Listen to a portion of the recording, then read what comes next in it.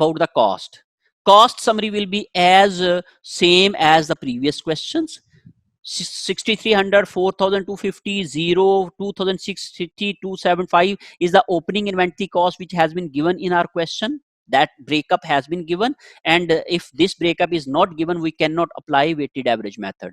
So this cost has been calculated by multiplying 12,000 units with 4.25 per unit cost, that is 51,000, which was received in this period. In this period, these material costs were added to the department, and this direct labor and this factory overhead costs were charged to the department.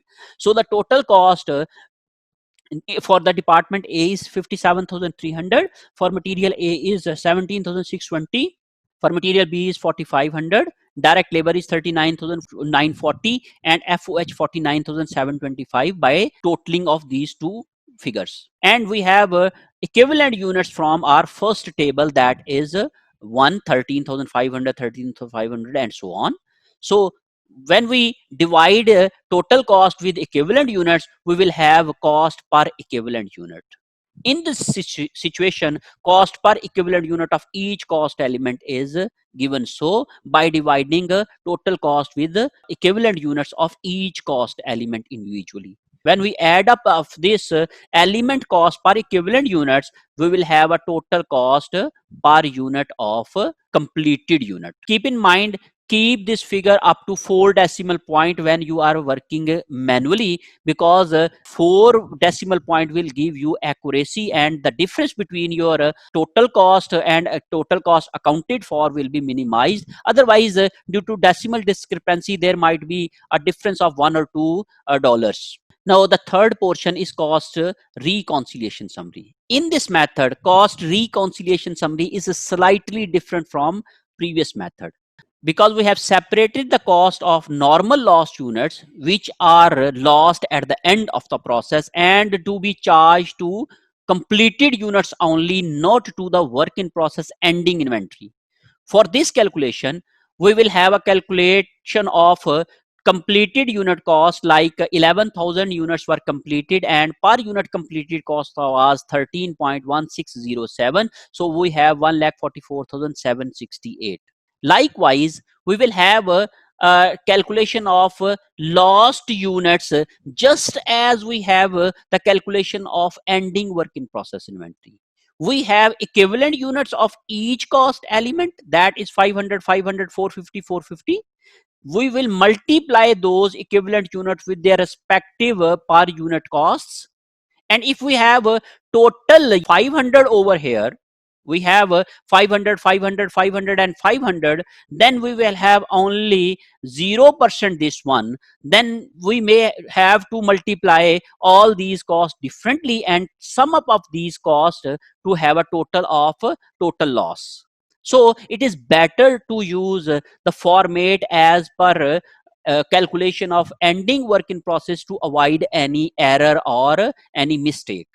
So 500 units were equivalent with respect to these units were equivalent unit with respect to lost units, 500, 500, 450, and 450. I will use those figures. 500 multiplied by 4.2444, then when I multiply this, we will get 2122.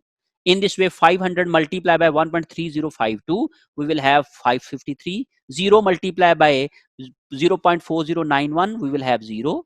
450 multiplied by 3.2080, we will have 1,444. 450 multiplied by 3.99940, we will have 1,797. And we will have a sum up of all these figures, we will have a total loss of 6,016.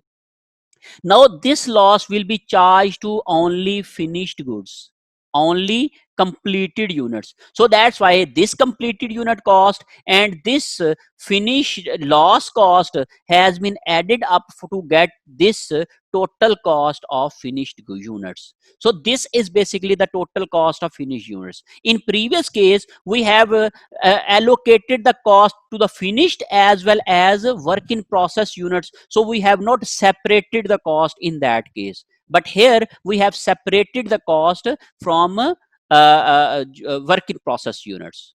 and the calculation of work in process units is just like that. I have calculated the loss units.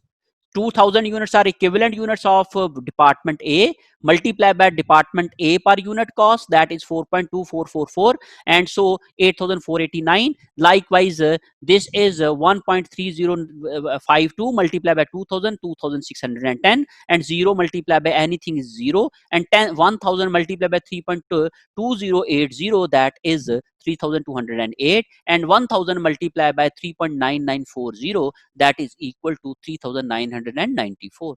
When we have a total of this, we will have 18,301 is total cost of work in process ending inventory. And when we have a total of these three figures, this one, and this one, we will have 1,69,085, which is equal to the cost charged to that department. In this way, we have reconciled the cost of charge to the department. So this is the whole cost of production report in the case of normal loss, when the normal loss is end of the process and only charged to finished goods or completed units and not to the work in process inventory.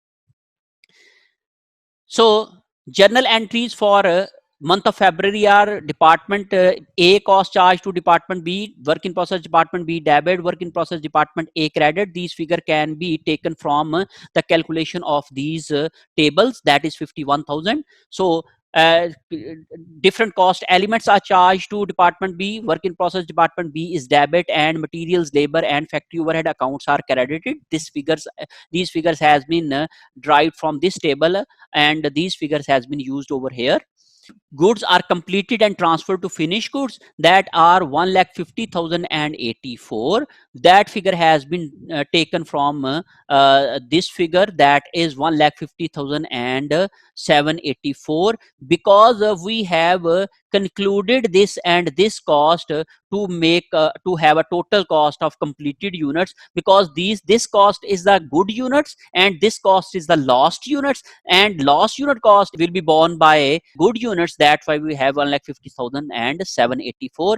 With this amount we will do have this entry. So department B account credit and finished goods account debit. And when we post all these information and all these entries in work in process account, we will have this shape of work in process account. So we have only 18,301, that is 18,301, and we have 1,50,784, 1,50,784 this figure, and we have 15,660, that is this one figure is 15,660, and likewise all costs which are charged to or debited to the work in process account has been shown over here. Hope so you have understood the treatment of normal losses which are occurred at the end of the process, and that loss is charged only to completed units. By using all these discussions and an understanding of all these problems, you can apply this knowledge to calculation of your numericals and having the practice of all these concepts.